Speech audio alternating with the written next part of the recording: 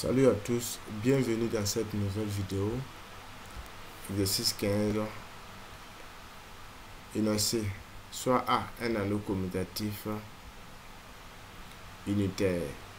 Si I est idéal de A, on appelle la radicale de l'ensemble racine de 2 qui est égale l'ensemble pour tout x éléments de A. Il existe un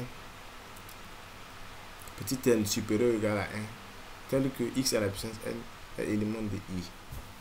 Question numéro 1. On nous demande de montrer que racine de I est un idéal de A.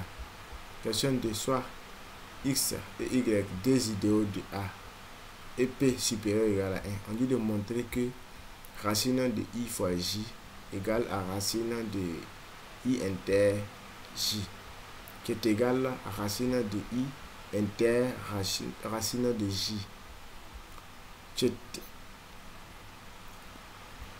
Racine de I égale à racine de I et racine de I à la puissance P égale à racine de I. Question 3. Si A égale à Z et I égale à KZ et pour tout cas supérieur ou égal à 1, déterminez le radical de I. Observez bien l'énoncé de cet exercice. Dans quelques instants, nous allons passer, mais nous allons répondre maintenant aux différentes questions. Donc, observez bien l'énoncé de cet exercice.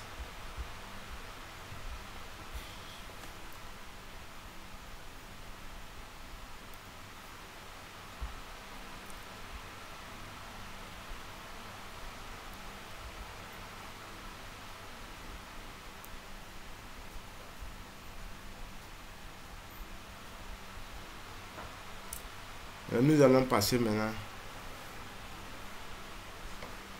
à la correction maintenant de l'exercice. Question 1, on dit de montrer que racine de I est un idéal de A.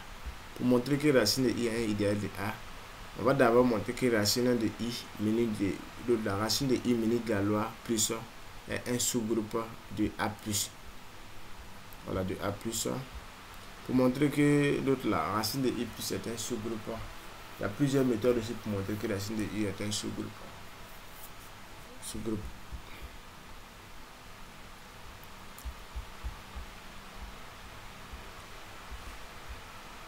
Question numéro 1. On dit de montrer que racine de I est un idéal de A. On va d'abord montrer que racine de I mini de la loi plus est un sous-groupe de A+.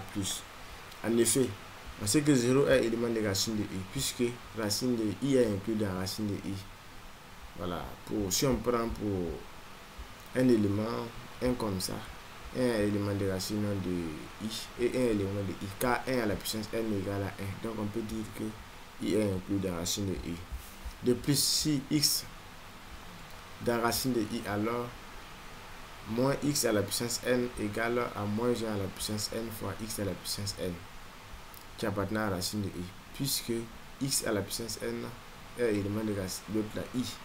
Et que I est un idéal.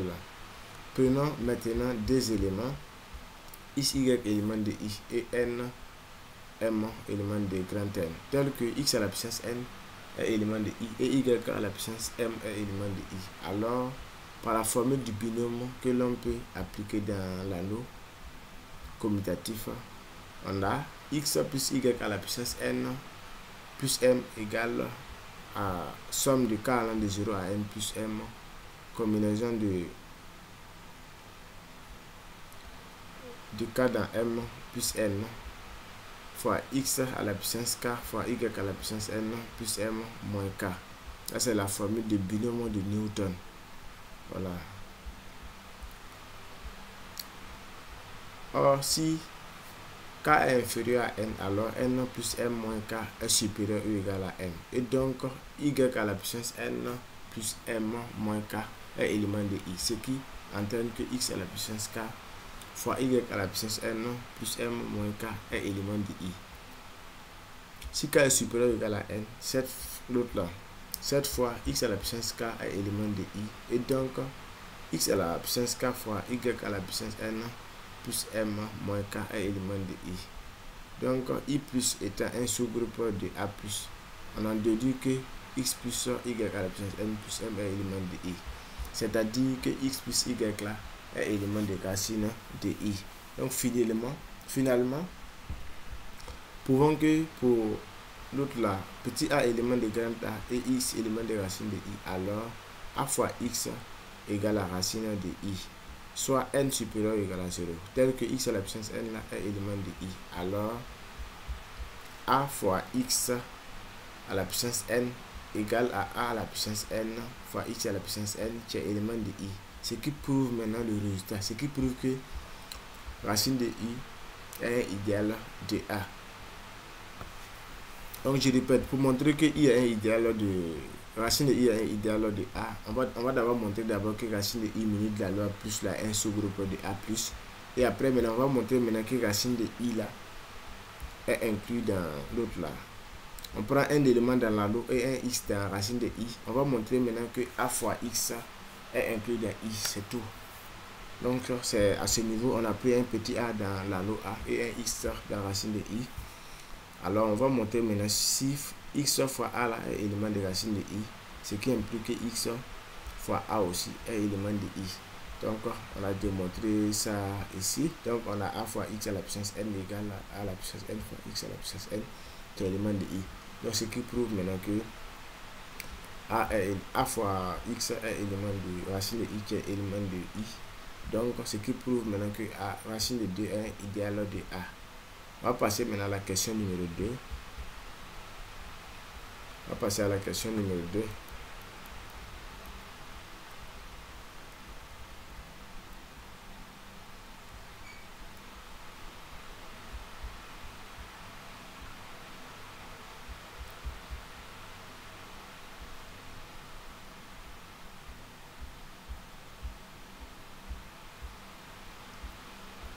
Dans la question numéro 2 maintenant. Question numéro 2. Bon, je vais vous présenter la question et on va revenir. Question numéro 2. On dit soit I et J des idéaux de A et P supérieur ou égal à 1. On dit de montrer que racine de IJ égale à racine de I inter J. Donc, observez bien l'énoncé de la question numéro 2. On va passer maintenant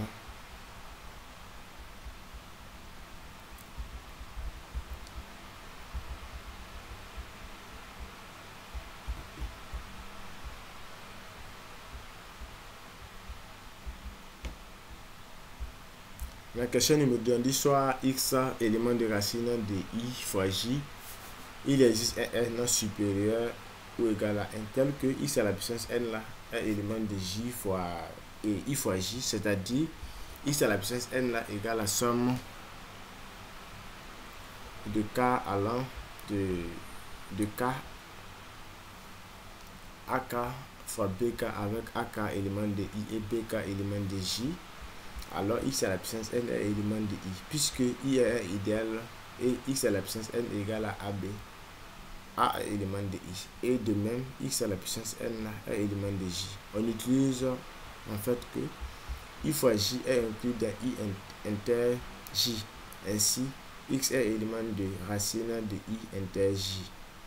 Donc x élément de racine de ij, donc racine de i fois j égale à racine de i inter racine de j. Racine de j. On va faire maintenant l'opposé maintenant. On va prendre un x élément de racine de i inter j et on va montrer maintenant que racine de i inter j égale à racine de i fois j. Donc en montrant maintenant, on aura que x est élément de racine de j inter racine de j. Finalement, soit x élément de racine de j inter racine de j. Alors, il existe un n et grand terme supérieur ou égal à 1 tel que x à la puissance n est élément de i et y à la puissance m est élément de j. Alors, x à la puissance n plus m égale à x à la puissance n fois y à la puissance m et fois x à la puissance m, élément de i fois j. Donc ce qui donne que racine de i là inter racine de j est inclus dans racine de i fois j. Donc finalement maintenant l'expression est vérifiée. On va pas tarder avec cette démonstration. Ce sont des démonstrations, c'est juste, on a juste besoin d'observer comment ils vont faire la procédure là, pour pouvoir faire ça. Donc on va pas tarder avec cette démonstration. On a i racine, i inclus dans racine de i, et donc racine de i aussi est inclus dans racine de i. Donc on a juste mis racine ici et un double racine ici, donc ce qui implique ça. Réciproquement, prenons un x appartenant à racine de i, racine de i. Il existe un n appartenant à grand supérieur ou égal à 1 tel que x à la puissance n appartenant à racine de i. Posons que y égale à x à la puissance n. Donc y est élément de racine de i. Il existe un m supérieur ou égal à 1 tel que y à la puissance n appartenant à j. Alors x à la puissance n fois m là égale à y à la puissance n qui appartient à i. Donc x aussi est élément de racine de i. Donc racine de i égale à racine de i. La dernière égalité se prouve de façon tout à fait identique.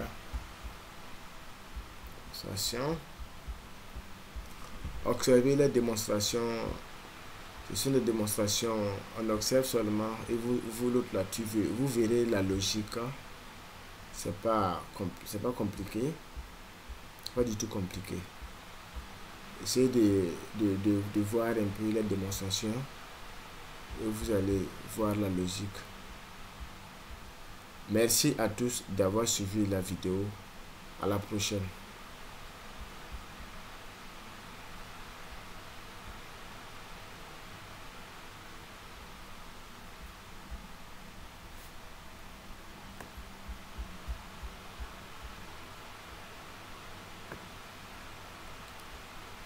C'est ma photo. Voici ma photo ici. Bye bye.